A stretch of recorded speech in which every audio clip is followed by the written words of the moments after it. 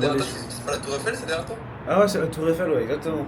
Exact. On a vu ensemble que du coup, déjà pour la douleur, ça commençait à bien fonctionner. On va refaire aujourd'hui un petit résumé sur tous les aspects que toi tu dois découvrir justement. On a vu ensemble que déjà il existe trois paliers de douleur. Donc le premier justement c'est la surface, le détail et justement l'impact. On va essayer de prendre le maximum de levier justement sur la première douleur de surface pour justement aller chercher de l'impact, aller chercher justement l'impact, comment lui se sent par rapport à ça. Moi ce que je te dis à chaque fois c'est mettre tartiner le prospect. Donc tu prends ton petit pot de beurre et tu le tartines bien par rapport à tous les leviers que lui t'a donné. Et justement après tu vas ressortir l'impact, justement les émotions. Le but c'est que justement il y ait une ligne rouge et dans cette ligne rouge il y ait des émotions qui soient de partout. Donc ça passe de l'espoir, justement la tristesse, ça peut être la honte, ou justement voilà la tristesse profonde de des sentiments et que la fréquence de la personne soit de plus en plus basse en fonction justement de ça.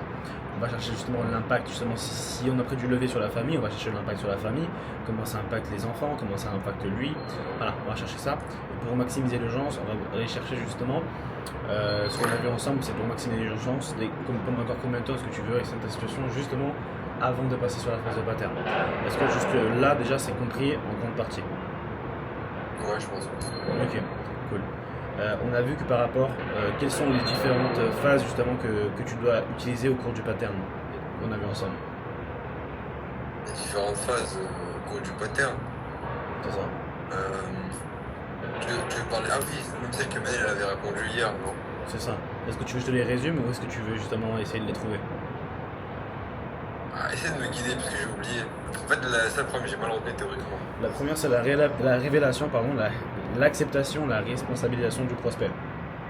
Dans le sens Je vais où noter. lui, il va prendre conscience que oui, bel et bien, c'est bel et bien, par exemple, la peur ou justement la peur de se faire scam qui a fait en sorte qu'il justement il n'est toujours pas à l'atteinte de ses objectifs. Pourquoi? Parce qu'au cours des X temps, il a écouté sa peur. Donc, ok, du coup, serait-il juste de ma part aujourd'hui de dire, Tristan, que ce qui t'a empêché justement d'être là déjà là où tu veux, d'avoir cette liberté financière, à passer du temps avec ta fille, c'est le fait que tu as écouté ta peur. C'est juste de ma C'est part de dire ça? révélation. Oui. Révélation, acceptation et responsabilisation. Parce qu'aujourd'hui, le prospect, même, il peut essayer de dire, trouver des éléments externes. Non. Aujourd'hui, le seul coupable justement de sa situation actuelle, c'est lui et personne d'autre. Évidemment, il peut avoir des impacts externes, donc par exemple la famille, etc. Mais aujourd'hui, s'il n'est pas là où il veut, c'est parce qu'il n'a pas entrepris les actions nécessaires pour arriver là où il veut. Donc la deuxième partie, excuse-moi, c'est justement pour mener et comprendre l'impact justement de la perte de la personne. Donc là, on va finir le pattern. Supposons que justement aujourd'hui, Tristan, tu n'avais pas écouté la peur et que justement tu serais passé à l'action, évidemment dans le bon véhicule avec des personnes qui t'aident sincèrement à aller chercher de l'argent. Combien d'argent, un minimum, au cours de ces 6 derniers mois, tu aurais pu générer? Bah écoute Igor, j'aurais pu générer 40 000 euros. À ce moment-là, joue sur l'intonation. Joue sur l'intonation, joue sur le silence, joue même sur les expressions faciales, sur le langage non verbal que justement toi tu peux avoir en tant que closer. Du coup, tu es en train de me dire, Tristan, que parce que tu as écouté ta peur, tu as laissé 40 000 euros sur la table, et là tu fais un gap. Donc, tu crées un écart entre justement là où il est et là où il veut aller justement. Donc, tu es en train de me dire que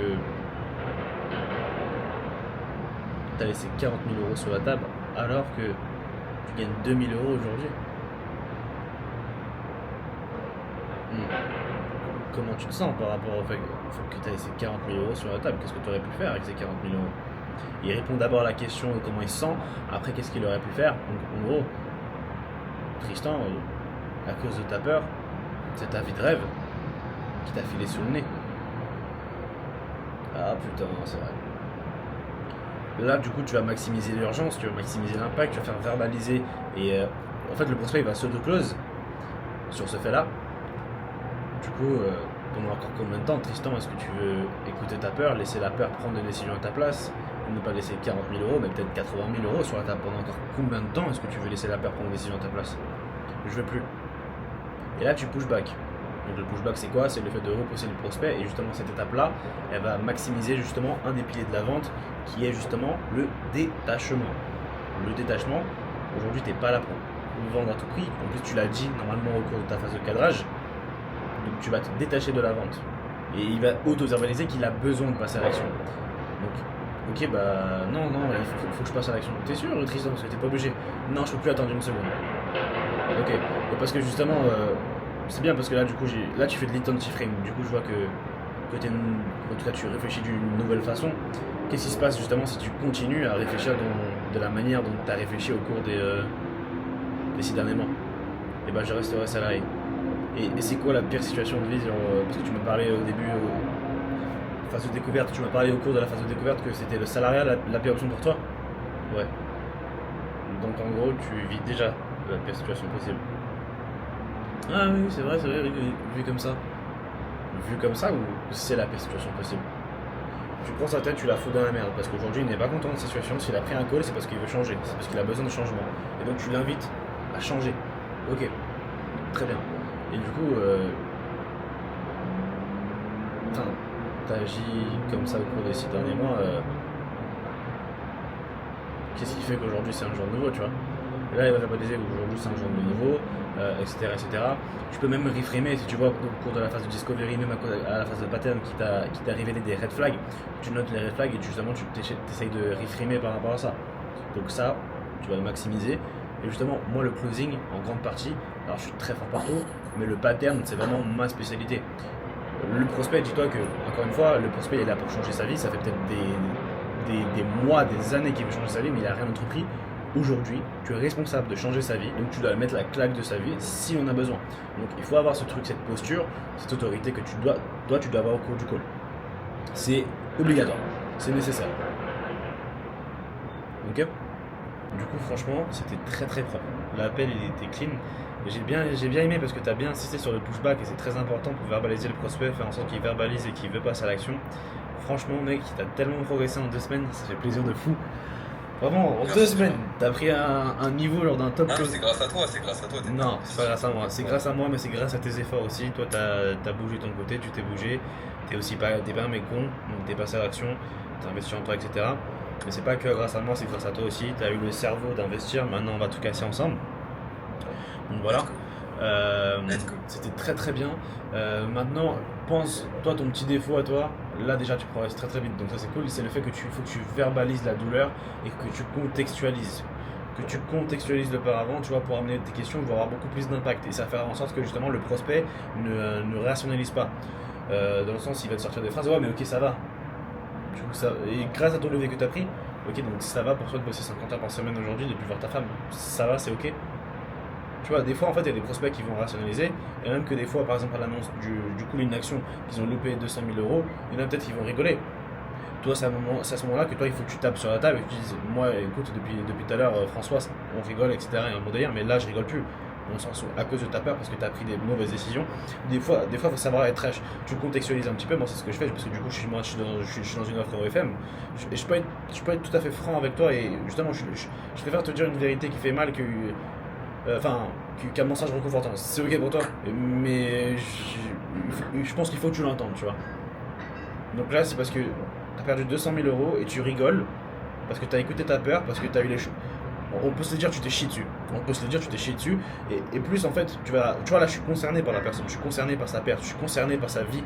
Parce qu'elle vit une vie de merde, à cause de la peur qu'elle a pris, à cause des décisions qu'elle a pris auparavant, menées par la peur. Donc tu vois, la personne, il faut que tu la bats.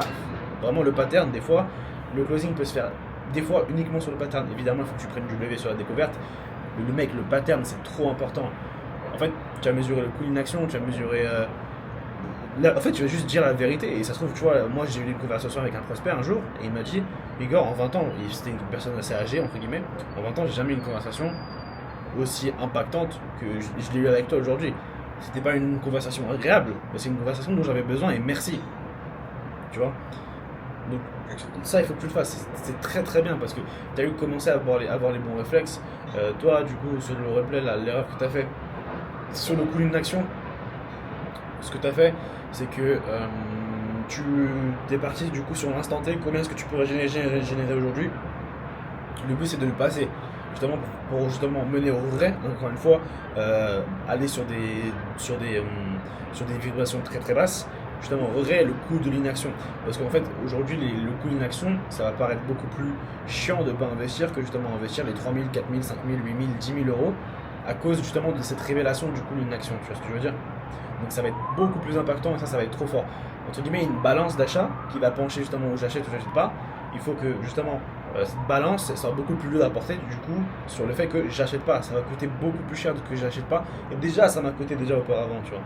Et après même, ce que tu peux faire, une fois que justement la personne t'a dit ah, j'ai laissé 200 000 euros sur la table, moi je contextualise toujours. En fait, moi je suis quelqu'un, là maintenant j'ai l'expérience, j'ai la vision. Du coup, je dis, du coup, pendant encore combien de temps est-ce que tu veux laisser 200 000 euros sur la table à cause des décisions que tu as prises menées par la peur? Pendant encore combien de temps, dizaines, tu veux laisser la peur prendre des décisions à ta place et ne pas laisser 200 000 euros, mais 400 000, 500 000 euros pendant encore, browser, pendant encore combien de temps? Tu vois, le browser, tu vois, adapte-le à l'avatar client. Si c'est une personne âgée, tu le dis, tu vois. Tu le dis pas, pardon. Si c'est une personne de ton âge, etc., juste, il est là pour dire la vérité, tu vois ce que je veux dire? Donc, tabasse-le par rapport à ça, il en a besoin. Il en a besoin, je te jure. Et c'est ça qui va faire que tu vas closer, tu vois. Et tu vois, là, du coup, là, la prochaine étape, là, ça va, on maîtrise bien justement la phase de découverte, la phase de discovery, on la maîtrise bien, le pattern, on le maîtrise bien.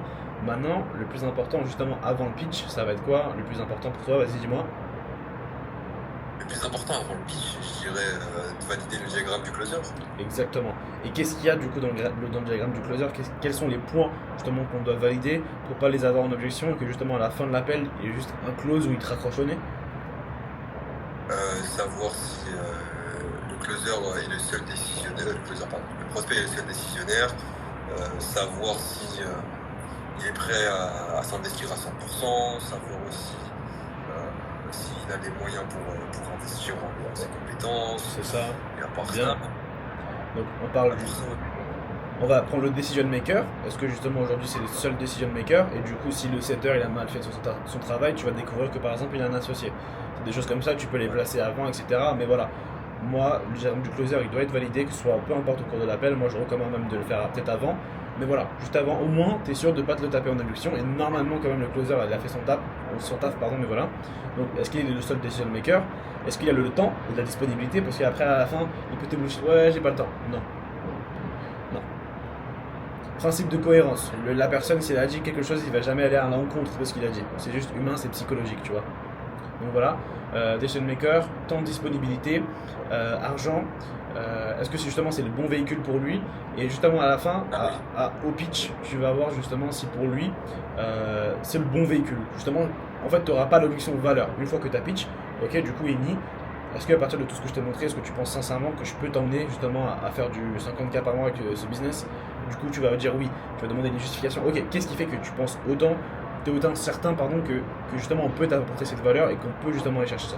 Et justement avec le diagramme du closer, du coup tu vas aller anticiper toutes les objections et à la fin de l'appel, allez, supposons que tu en as une, juste en fait tu l'as tellement terminé sur le pattern, tu l'as tellement conscientisé de sa douleur actuelle, donc tu lui as fait une remontée d'air entre guillemets, tu lui as tellement mis d'urgence et tu as validé tellement toutes les objections que la seule chose possible à la fin c'est un close. Mais toutes les choses de mon côté en fait. Exactement. Il n'y a pas de. Les gens ils croient que pour être un très très bon closer, il faut justement savoir anticiper toutes les contrer toutes les objections. Non, parce que pourquoi? Parce que tu vas justement rentrer en conflit entre guillemets avec ton prospect. Vas-y, parle-leur. Bonjour YouTube. Et tu vois, du coup, encore une fois, pense justement à faire ces deux feuilles. Tu fais ta pré-call checklist justement où tu vois tout ce que tu dois faire, tout ce que tu dois. Peut-être même une feuille de Ouais, je route. fais des trucs qui s'étaient pas enregistrés. Oh là là. C'est pas enregistré? Ok, bah t'en refais une. Non, les trucs que j'avais écrits avant là, sont pas enregistrés, frère. Ok. Ouais, il y a juste contextualisé. Fais aussi une feuille erreur call de closing. Comme ça, tu pourras, pareil, tous les matins à lire. Te Comment préparer. on dit bug déjà? Je comprends pas moi, vas-y, je vais le faire. T'as dit quoi? Au moment on dit bug, je sais pas pourquoi, mais vas-y. Ok. Bref, tu pourras préparer comme ça ta feuille de route. Tu pourras préparer aussi une feuille justement sur laquelle tu fais toutes les erreurs. Et justement noter toutes les erreurs que tu fais pour à chaque fois le matin quand tu te réveilles, tu la lis et tu vas voir que c'est comme ça que tu vas améliorer, tu vois. Moi ce que je te recommande c'est de regarder tous les calls que moi j'ai fait aussi. Tu vois le tabassage, tu vois. Ne passe pas à la phase justement à la phase de pitch si tu vois que le steak n'est pas assez cuit, tu vois. Encore une fois, c'est bien de le cuire, entre guillemets, mais fais-le verbaliser, parce que ça c'est l'erreur justement que les gens ils font, que toi ta soeur a fait et que toi tu fais, c'est que tu veux trop mener le prospect vers une direction. Prends le truc qui fait le verbaliser. Est-ce que c'est juste de ma part que dire que oui, c'est ça qui l'a empêché de réussir, d'être là? Et juste pose-lui des questions. Un closer, ça doit parler 20% du temps. Tu vois, c'est 20% du temps justement le prospect et 80% du temps le closer. S'il y a ce déséquilibre qui se fait, c'est pas bon, tu vois. Alors évidemment, moi je te dis d'être humain, il faut être humain, voilà. Moi je t'invite même à faire un brisage de glace du coup sur l'ensemble du call. Attention à ne pas confondre avec le prospect, mais en revanche c'est un conseil que moi je peux te donner, tu vois. Si à la limite t'as pas à franchir, il faut briser la glace, même si tu prends le levier au début de l'appel, qu'il a déjà eu une école de closing auparavant, ne pose pas juste toutes les questions que lui il a déjà posées auparavant, que d'autres closers lui ont posées, parce que ça va juste durer du copier-coller. Le mec il va pas passer un bon moment, donc personnalise ton truc. Soit toi-même, le truc qui est au-dessus de l'autorité c'est l'authenticité, soit toi-même ça va se ressentir, ça va se voir, et justement c'est ça qui va te faire close, tu vois.